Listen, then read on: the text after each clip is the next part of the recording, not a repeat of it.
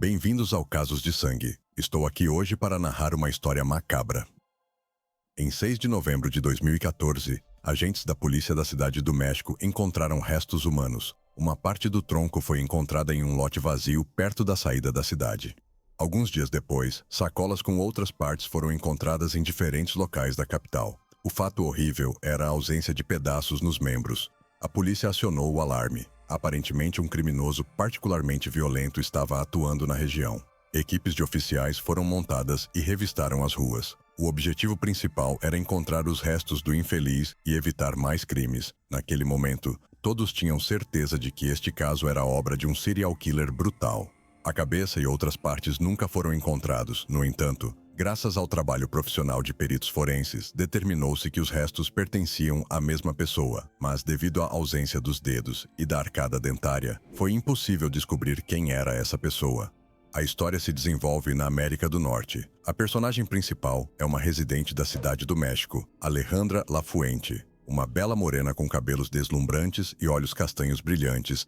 Ela tinha uma figura atlética e magra, que tentava manter praticando fitness, yoga e exercícios de respiração. Alejandra adorava cuidar de si mesma. Podia ser encontrada com frequência em salões de beleza, massagem ou spas.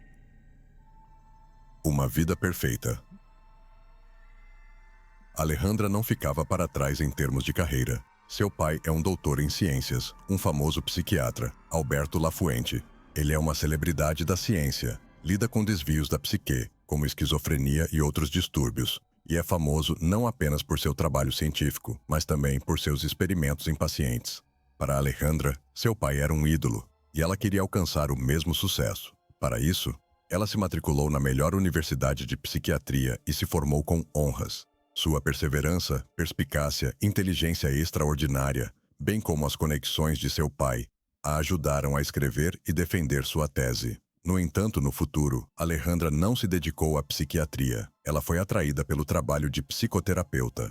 Graças ao dinheiro de seu pai, a jovem mulher obteve uma licença e abriu seu consultório em um novo centro de negócios no coração da capital. Não faltavam clientes, mas ela atendia apenas mulheres. Mulheres com distúrbios alimentares, depressão, problemas de relacionamento e baixa autoestima vinham para aconselhamento. Alejandra ajudava a resolver problemas familiares, mas, como frequentemente acontece, sua vida pessoal deixava muito a desejar. O primeiro casamento da jovem mulher se desfez, mas no final, o casal teve 2 filhas, 2 meninas encantadoras com os olhos de Alejandra e o senso de humor de seu pai. No entanto, Alejandra não se desanimou. Em sua opinião, 2 filhos não eram motivo para desistir de si mesma. Ela ainda sonhava em encontrar sua outra metade, um homem que também pudesse ser um bom pai para suas filhas. Algum tempo depois da separação, o ex-marido, cujo nome não é revelado, voltou para a casa de Alejandra. Era uma prática normal para o casal. O homem vinha nos fins de semana para dar tempo às suas filhinhas e ajudar sua ex-esposa com as tarefas domésticas, se necessário. No entanto, o ex-marido não tinha ideia de que essa visita se tornaria sua última. Alejandra pediu que ele entrasse pela parte dos fundos, alegando que o trinco da porta da frente estava enguiçado. O homem entrou na casa. Alejandra disse que sua filha mais nova estava tomando banho no momento e pediu que ele fosse até o banheiro. Sem suspeitar de nada, o homem foi até lá. Havia um silêncio ensurdecedor na casa. Nenhum som, nenhuma risada de crianças. O homem entrou no banheiro. Havia fita no chão e sua filha não estava no cômodo. Ele começou a perceber que algo estava errado. Naquele momento, sua ex-esposa ficou atrás dele com um martelo e o golpeou com toda a força na cabeça. O homem caiu. O sangue jorrava de seu crânio. Tudo ao redor estava coberto com aquele líquido vermelho escarlate. Segundo os peritos, o homem não teve chance de se salvar. O falecimento ocorreu quase instantaneamente após o primeiro golpe com o objeto contundente pesado. A filha mais velha, que voltou mais cedo de uma amiga, tornou-se uma testemunha involuntária desse cenário verdadeiramente horrível. Alejandra presumivelmente desenvolveu distúrbios mentais. Ela muitas vezes descontava sua raiva em seus amigos. Eles frequentemente notavam arranhões em seus braços e pescoço. Quanto aos colegas de casa, eles constantemente observavam seus acessos de raiva em locais públicos e seu comportamento inadequado, mas desta vez a situação fugiu do controle. A filha saiu correndo de casa e começou a pedir ajuda. Quase imediatamente chegou um vizinho que então chamou a polícia. A psicóloga foi presa e acusada de assassinato. Na delegacia, a jovem mulher foi colocada em uma cela, onde teria que ficar por um mês até sua primeira audiência. No julgamento, Alejandra negou sua culpa. Os advogados apresentaram uma versão de legítima defesa.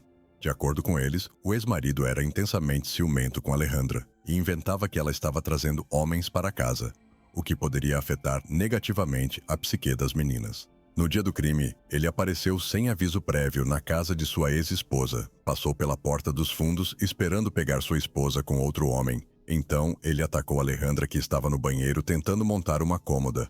Ela então teve que se defender excessivamente, dando 2 golpes na cabeça de seu ex-marido. Em 14 de junho de 2012, a sentença foi proferida. Levando em conta as provas apresentadas pela defesa e a presença de 2 crianças menores, Alejandra foi condenada a 1 ano e 4 meses. Graças ao trabalho coordenado dos advogados e ao dinheiro de seu pai, o período atrás das grades foi substituído por uma sentença de serviço comunitário. Alguns meses depois, o recurso foi apresentado novamente com o pedido de absolvição. O argumento era legítima defesa. Os ativistas de direitos humanos pediam um julgamento por júri. Eles se sentiram imensamente tristes pela pobre mulher que foi apresentada no julgamento como vítima de violência doméstica. Como resultado, o tribunal reviu o caso e proferiu uma absolvição. O lado sombrio de Alejandra. Após sua libertação, a jovem mulher prosseguiu com sua assistência psicológica como antes. Ela criou uma imagem de vítima da desigualdade de gênero, que lutou por seus direitos como a maioria das mulheres na América do Norte, e finalmente venceu. Esta imagem criada tornou Alejandra ainda mais popular para os clientes em potencial. O encontro fatídico.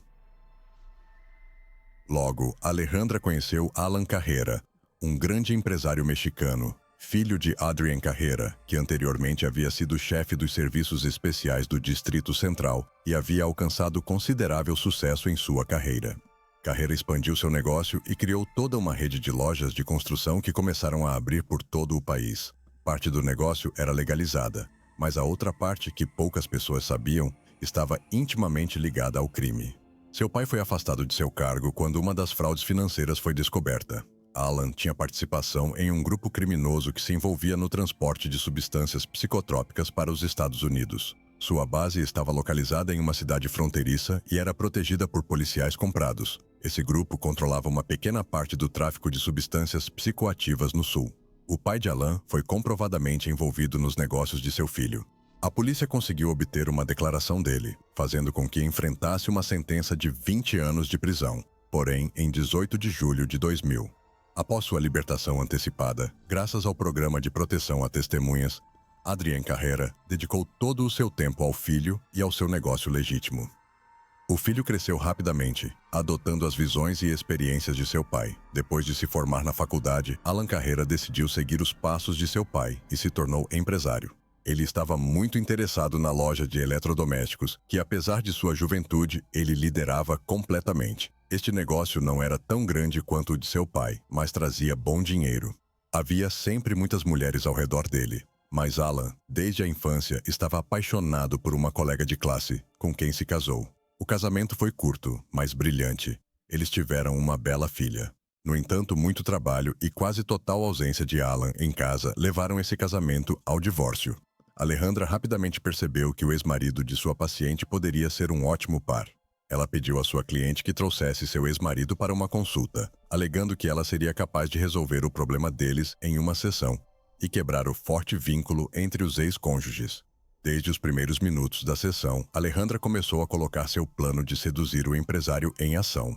O resultado não demorou a aparecer. Imediatamente após a sessão, Alan ofereceu à terapeuta um copo de café para discutir os problemas familiares. Inicialmente, a jovem mulher até mesmo recusou ir a um encontro, pois seria contrário à ética profissional, mas o encontro aconteceu na mesma noite. Entre eles, um relacionamento se desenvolveu rapidamente. A ex-esposa de Alan ficou chocada quando descobriu sobre o caso. Ela até mesmo quis denunciar o incidente ao Comitê de Ética de Psicologia, mas não o fez. Alejandra era uma especialista muito competente e, portanto, conseguiu convencer sua cliente a deixar a situação de lado.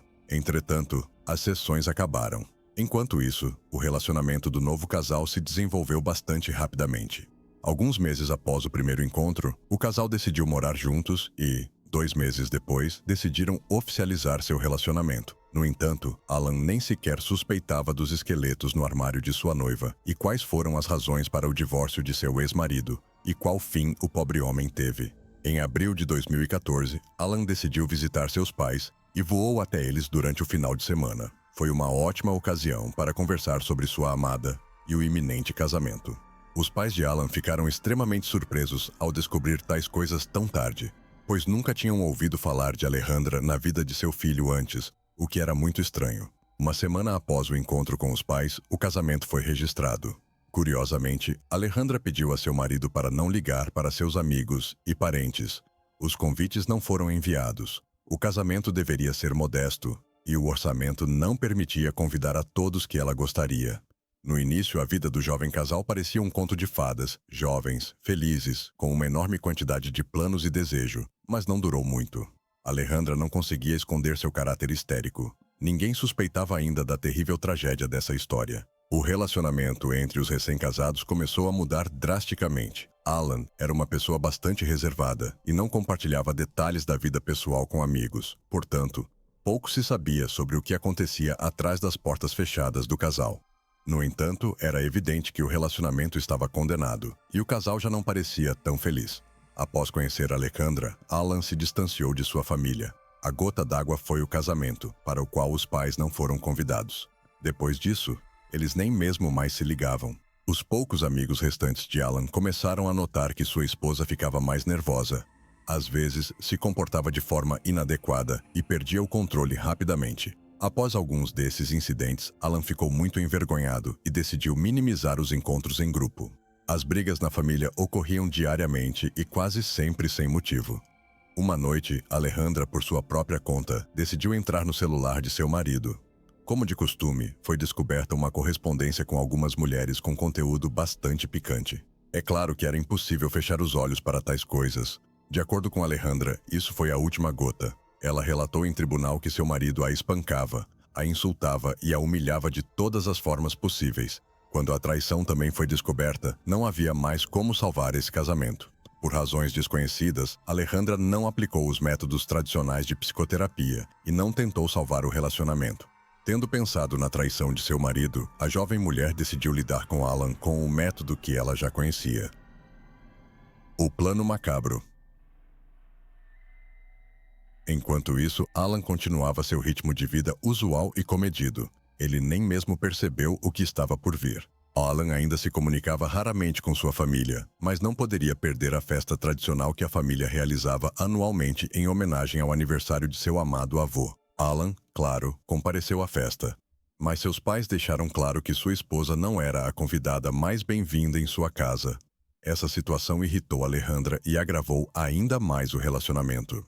Será que era possível imaginar que essa seria a última vez que a família veria Alan vivo? Em 31 de outubro de 2014, o telefone de Alan foi usado pela última vez para enviar uma mensagem de texto à sua família, informando que havia chegado em casa com segurança após sua festa de aniversário. Desde então, ele não havia mais entrado em contato. Ele também não havia sido visto no trabalho por alguns dias, o que era bastante estranho, pois nunca havia acontecido antes. O empresário era extremamente responsável em seu trabalho e, em breve, esperava-se o lançamento de uma nova loja.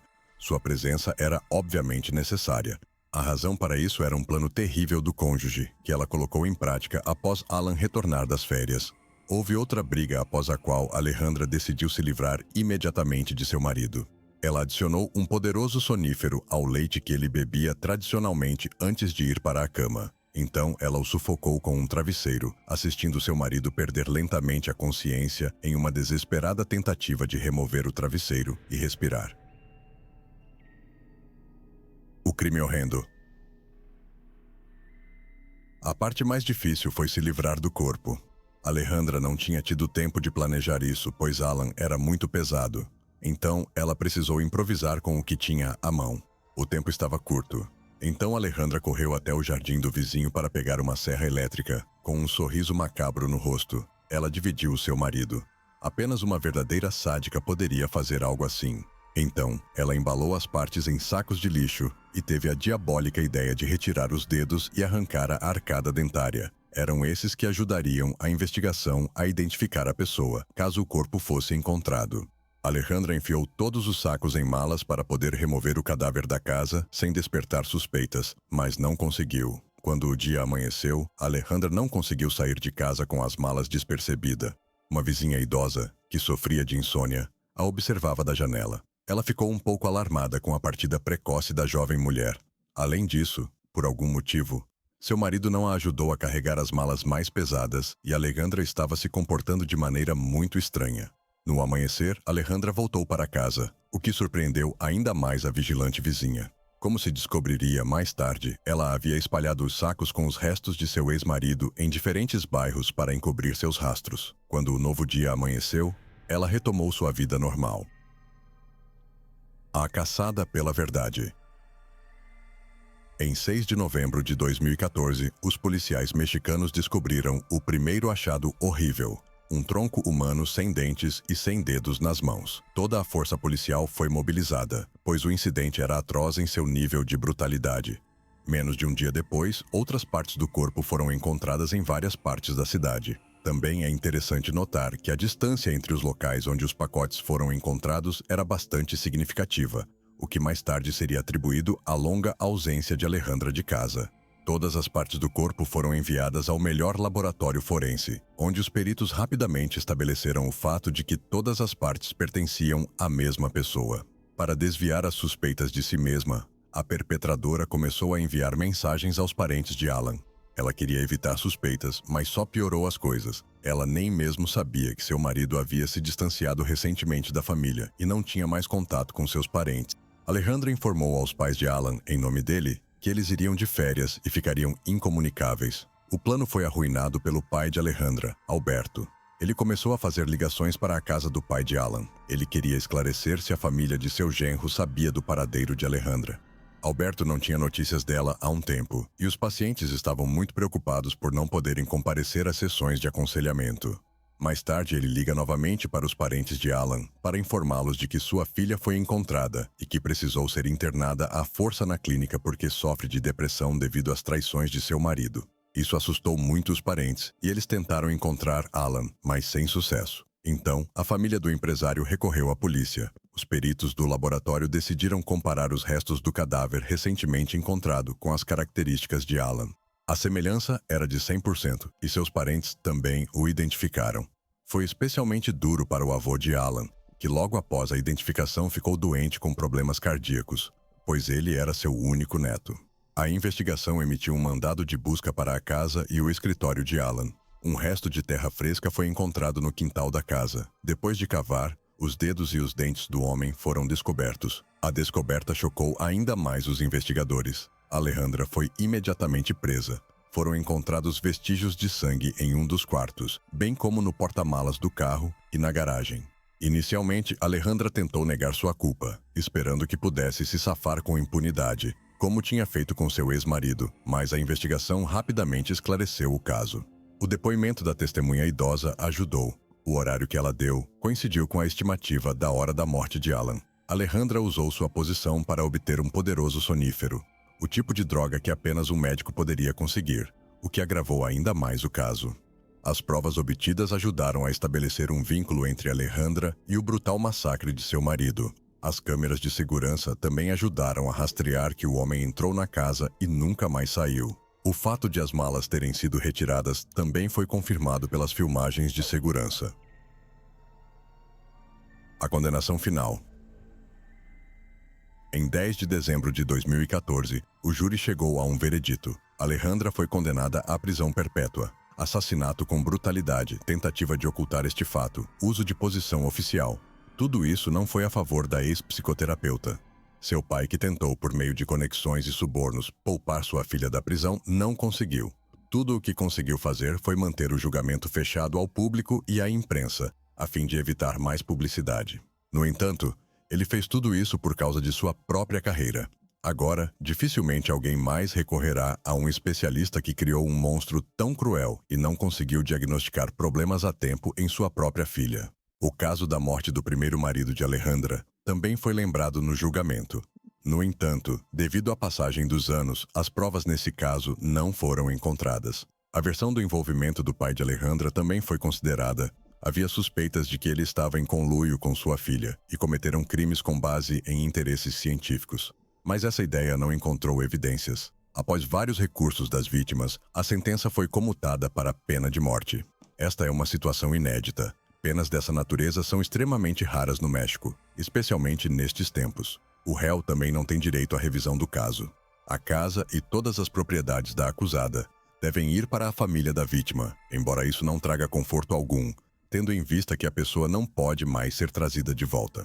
Aparentemente, Alejandra era uma mulher pragmática e cruel. Ela tinha graves problemas de saúde mental, embora exames médicos negassem isso. Ela também abrigava a influência de seu pai e usava sua posição oficial para realizar seus planos maníacos com impunidade. Após seu primeiro crime, a impunidade havia apenas desencadeado sua maldade. Alejandra se sentia invulnerável e continuou a fazer o mal. Talvez Alan ainda estivesse vivo se essa mulher horrível não tivesse sido inocentada da primeira vez, mas agora era tarde demais para falar sobre isso. E por fim, gostaria de agradecer os membros do canal por apoiar meu trabalho e me incentivar a continuar a trazer mais casos como esse. Mas e vocês? O que pensam sobre o caso? Deixem seu like, se inscrevam no canal e ativem o sininho para serem notificados das próximas histórias que estão por vir. Obrigado por assistir e até a próxima.